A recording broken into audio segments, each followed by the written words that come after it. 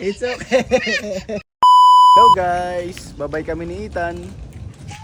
So, good morning mga bossing. Ngayong umaga po pala ay nasa labas tayo para samahan ang aming anak na magbike. Pero napansin ko, parang malalim ang iniisip ng anak ko.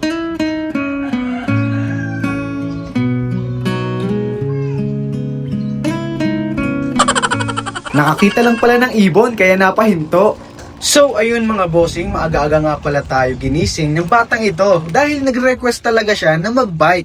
Kaya anong magagawa natin? E di bigay natin ang hilig habang bata pa. Habang nagbabike nga pala siya, napansin ko rin na hindi naswak sa kanya ang bike. Halos sasayad na kasi yung tuhod niya pag nakataas ang kanyang paa. Kaya simula ngayon mag-iipon na tayo para makabili kami ng malaki-laking bike para mas matuwa siya. Ganda ng init guys, oh.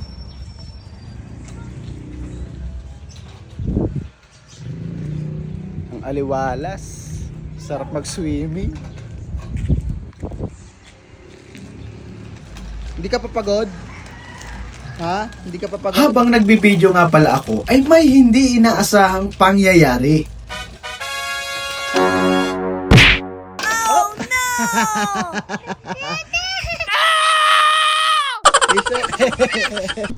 Dumi. Tingin. Hindi. O, pagpag mo lang, pagpag lang. O, taas na, taas ulit, taas. Ano? Masakit.